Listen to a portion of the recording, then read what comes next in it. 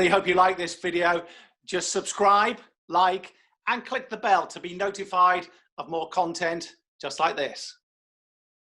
Welcome back, ladies and gentlemen. It's snowing in Kent. Fans are back, and so is John Richardson and Charlie McCann. Rico, how are you? What's the weather like with you? Not too bad. Obviously, it's snowing in the south, so it'll be all over the TV news. You know, I mean, just a normal summer for us up here, but no. Enjoy the snow, Rob. Thank you. Enjoy the sun, Charlie McCann. How's the aircon? Are the aircon guys coming back to this morning? They're back at 9 o'clock on Monday. They've only been here 2 weeks, but they're not here today. We just had the paint and plastering done, but they're coming back to do a little bit on Monday. But we have a weather warning here from 10 a.m. this morning for winds, strong winds and heavy rain. So last Sunday was you've got to remember where we are when it rains.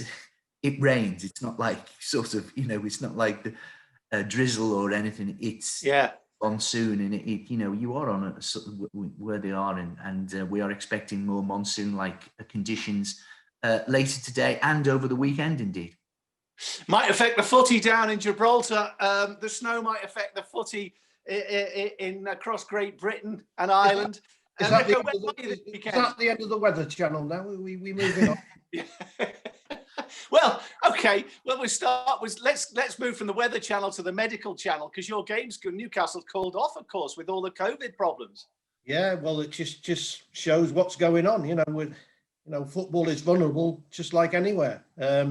I was glad it was called off, because I thought there was going to be a hue and cry about it. But Aston Villa, to be fair, have been very good.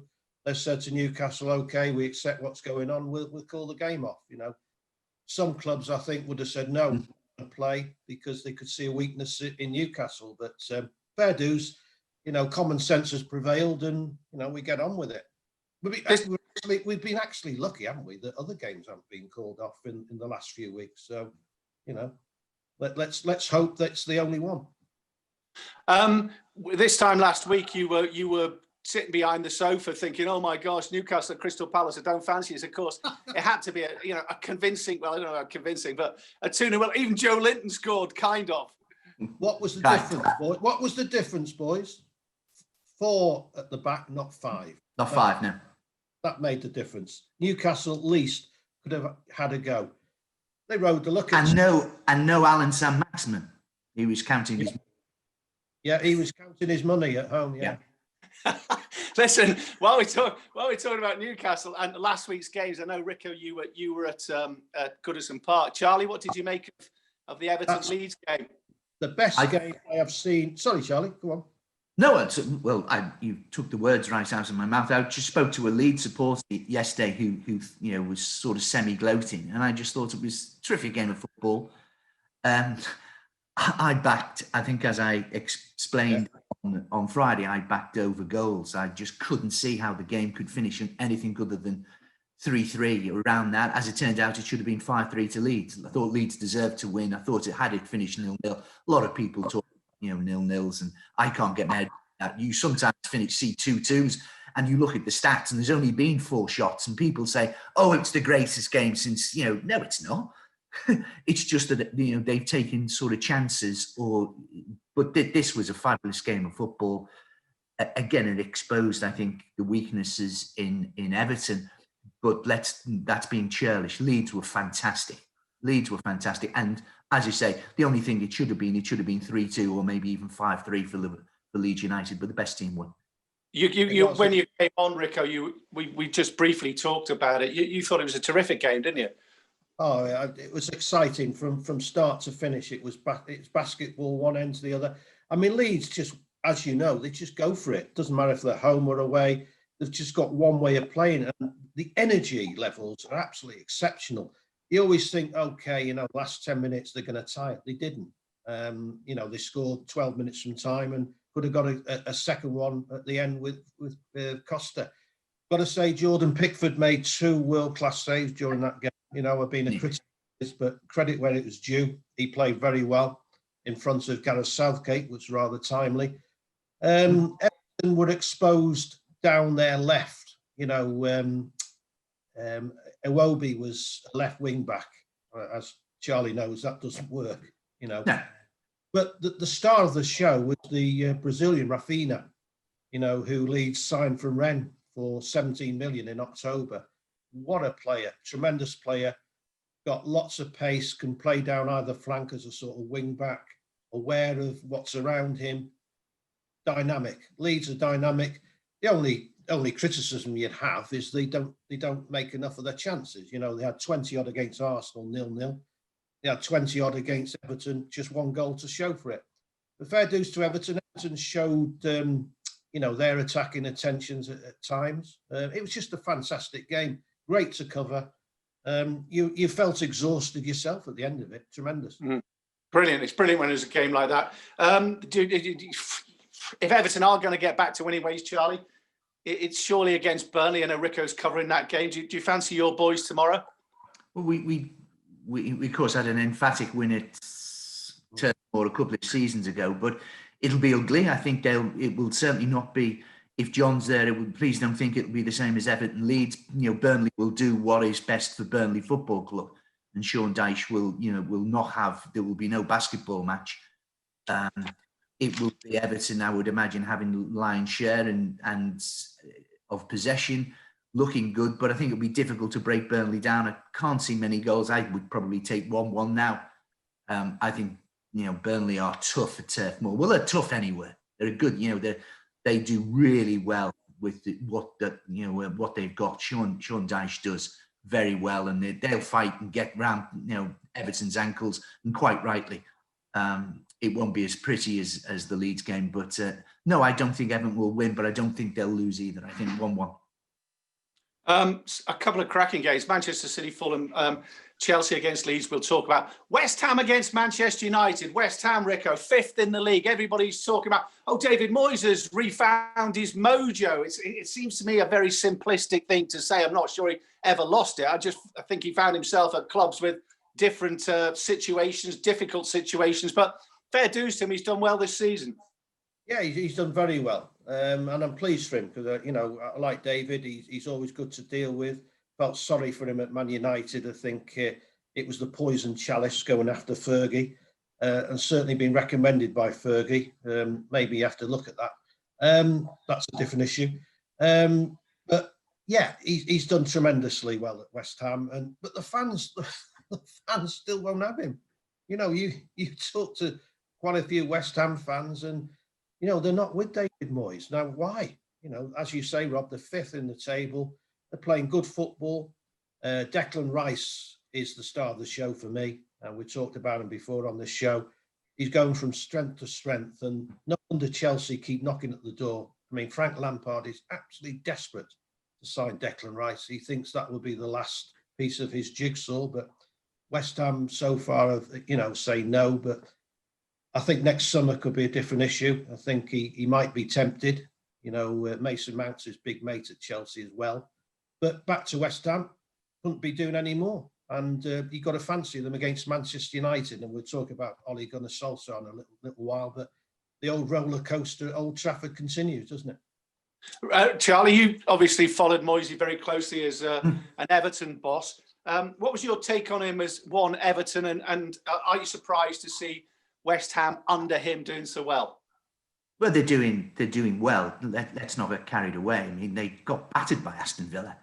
They only had 2 shots on goal, and they both went in. I mean, if you say that's good to somebody like myself, West Ham should probably have more. I was disappointed with West Ham against Aston Villa. Did you see David Moyes' face when he went to shake hands? With he said, in fairness, he said we played poorly. He said we was almost embarrassed. So let's not get carried away. Agree totally with the with Declan Rice. He's gone from artisan to something well beyond that. Really is well beyond that. And I think England are from in the central midfield. I hope it's Rice and Henderson and my feelings on sort of somebody like Harry Winks, who is almost you get the impression now I think he's going to be pushed aside. But if you can't get in the the Spurs side, and But Rice's emergence from good player, of course, he was always a good player. We knew that, to or absolutely top class midfield player. The thing is, of course, with Chelsea is where do they play all these fellas? I'm a big Pulisic fan, but of course, you know, you've got Giroud coming back. He's got to play, of course, at the weekend. Does Werner oust Pulisic, and where is Kai Havertz in this equation? I've got to throw in. Do you know what? I like Callum Hudson-Odoi.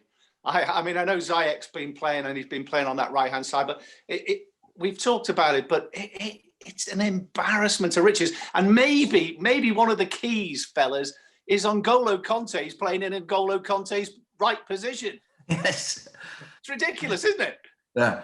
I didn't think you had to be sort of Einstein to work out where N'Golo Kanté. It's unbelievable how the greatest holding midfield player, probably of his generation, doesn't play in holding midfield. I mean, beyond me.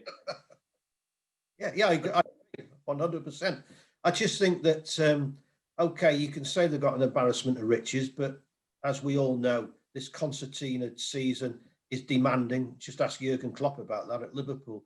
You need a huge squad. And it's a hell of a squad, though, Rico, isn't it? I mean, you look at their bench at the weekend. In the week. Yeah. And I mean, genuinely is. And now he's tightened up the defence. They are one heck of a side. That's the first thing I always look at, the bench. I think the bench is, excuse the pun, a benchmark for that club at the time, because a strong bench, you know you can cope with anything. You know, and that let's be fair. That's why the big clubs selfishly want 5 substitutes, so they can utilise all these players, whereas the smaller clubs obviously haven't got the same strength in depth. Sorry, I should have pointed out when I also. Sorry, go on, Charlie. Sorry, when I was talking about the central midfield, and I was talking about Henderson, and I was missing out one person, of course, and that was Phillips of Leeds, who I thought his performance at Goodison was as good as anything I've seen for a long time. And whether it is actually almost, you know, I'd never thought I'd say it because I rate Jordan Henderson so highly, but only 2, I think, of those of Rice, Phillips and Henderson can start at Euros 2021. But as John says, you need, you know, but I must say, I thought Phillips's display was quite, and I thought he was, again, like Declan Rice, I thought he was a good player, and I knew he was a good player. Now, whether we gave him too much, and of course it didn't help when, you know, Mason Holgate kept passing it to him for some strange, whether they're friends from back there. I know it's strange, but Phillips was outstanding. Phillips was terrific. But going back to Chelsea, yeah, I'm sorry. Whereas I appreciate what John's saying, they've got too many. They can't keep them all happy. It's impossible. And if you're talking about Declan Rice joining, and I think we will, whether it's sooner rather than later, I don't think it'll be this window, the forthcoming window. I think it'll be next summer. Then somebody else's, whether that, of course, you get the impression then that maybe Kanté may go to Paris, or will certainly go back, you know, he'll certainly go abroad. I would imagine that will be the way forward. Can I say something about Giroud? I mean, I just, you know, he scored 4 goals, obviously, in midweek. I just love him. He's got such a fantastic attitude. I think he was underused at Arsenal, and he's been underused at Chelsea.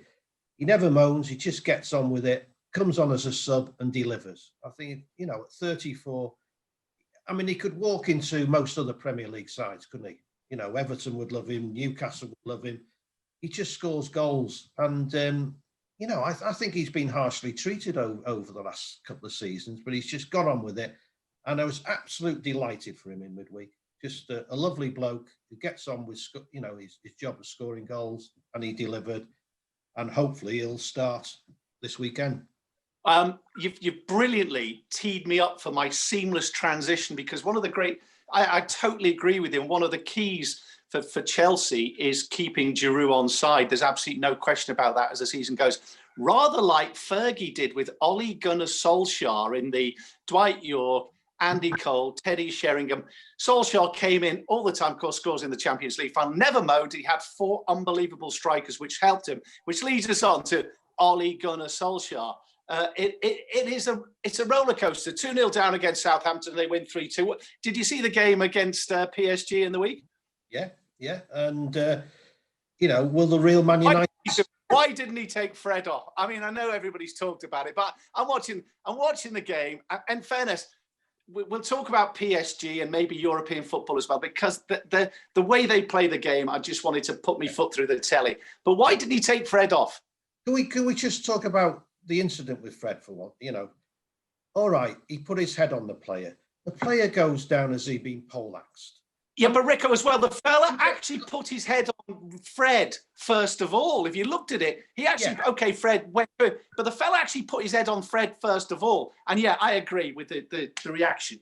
Can we not have managers showing their own players how stupid they look and how pathetic they are and how weak-willed they are? We've never done that in our lives. I know we're from a different generation, but it's just killing football. It's Rico, on this one. I mean, I'm watching the game and we'll talk about Neymar and he's an unbelievable player. But if you watch the incident, the first bloke to run over to the referee waving a card at his own countryman is Neymar. And then he sort of has the what is it, temerity, is that the word, to actually put his arm around Fred and say, oh, lucky mate, it wasn't me. I mean, it was absolutely disgusting. I mean, some people call it professionalism. It's not. It's pathetic. It's absolutely pathetic. And along with VAR, it's spoiling the game. I mean, crikey. That incident, Man United, Martial got sent off, didn't he? Yeah, Spurs. Eric Lamela. Yeah. I mean, it's pathetic. And it's up to the managers to stop this. I remember, Bobby Robson told Laurent Robert dived once. He got him in the dressing room afterwards, said, you do that again, you'll never play for this football club. We need more of that. Let's stop cheating. That's what it is. It's cheating. It's pathetic. Is it cheating, Charlie, or our PSG? The dark arts were certainly in play on Wednesday night. What's your view? Do you just go, it's all fair in love, war and football, or what? We've been banging on about Jack Grealish and 10 others playing for England, but I wasn't convinced. And he gets fouled because he's the best player in the league. He gets flat fouled. But there was one instance against West Ham when Jack Grealish dived as well. Yeah. So let's not think it's Johnny Foreigner who's doing this. No. Who did Pepe when he was sent off? Who was the player, the Leeds player who went down as if he'd been... Yes. Yeah. So we must. I mean, but again, it's wrong but getting back to your original point, naive at best, rubbish at worst, just not good enough not to get him off that pitch. Just not good enough. We all knew that it was going, and maybe McTominay should have gone as well. They got to Manchester United. But I'm sorry, that wasn't good enough. You're not telling me Mourinho, or some message would have got on from Mourinho to say, hey, you calm down now. We're not going down to 10 men or whatever. But it would have been better. And this hindsight is the greatest sight. Of course it is. But he should have been off. He should have been off because he should have been sent off, in my opinion. And he should have been off the field. Substitute. What about? I mean, maybe it's just me, but I mean, everybody's talking about an extended Champions League, going to Europe. I've seen polls this week where younger fans, particularly, saying, "Yeah, we bring on a Super League. We don't mind it." But I'm watching that game, and Neymar's an unbelievable player. He is a cut above, but it's just the dive in the reaction. It just offends me. It annoys me. Does it not? You? Yeah, it does me. I watch it. It's cheating. Basically, cheating. Of course, it's cheating. You can cheat in any sport. And what's the point? What's the point? I used to play a lot of squash, and people could cheat. They could have lets all the time. In the end, you think, "Oh, get on with it." It's pathetic. I mean, just be honest to yourself. I remember talking to Steve Ovett many years ago, and I said to him, "What would it be like for you if you got the silver medal, knowing that the guy who's on the podium with the gold has been taking drugs and this cheat. And Steve Ovett said he has to live with that. I don't. He has to live with his conscience. Now, I couldn't live with my conscience, but it appears that some of these players can. But it's all about it's all about winning, though, isn't it? Well, what's the point? I mean, I agree, but it's all about winning. PSG go away. I mean, they played well and what have you, but it's it's that when Fred did this and the guy's gone down and the reaction of the play. But more than that, it's the whole ethos of it. I don't agree with, but they go away with a 3-1 win, and they win. Yeah, I mean, how do you? It's got to be stopped, doesn't it? I mean, what's the point of watching cheats? There's just no point. You can cheat in life. What is the point? You usually get punished for it. In football, they seem to get away with, oh yeah, if you touch, go down in the penalty box. I'm sorry, it's not the football that I want to watch. Okay, let's move on to another massive game this weekend, Charlie. Spurs and Arsenal. From a betting point of view, I guess Spurs are red hot favourites, are they? Yeah, of course. Yeah. Both were in Europe and made so many changes. I mean, I don't know if you saw the Arsenal game as well. Wasn't it great to have spectators back? Yeah. It really, really was. And to see Callum Chambers, I'd forgotten about Callum Chambers, and I didn't know he'd been out so long. Again, there's just something about Spurs at the moment. They are getting results, when they're not playing particularly well. That was a good result, of course, last weekend. It wasn't a good performance. It wasn't pretty on the eye, but that was a Jose Mourinho performance, and it was. Does that matter if you're a Spurs fan? I mean, I watched that game and I went, we might as well blow up now because no one's going to score.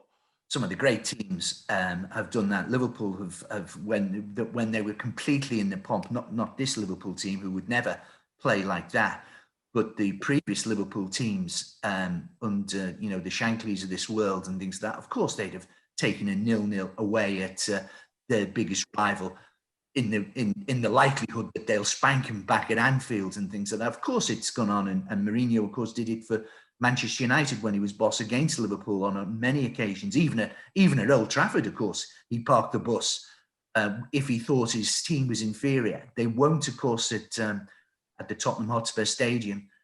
But will the Arsenal that turned up, will it be the one that turned up at Manchester United, which I insist was a good team, or will it be the one that was again so poor again last weekend?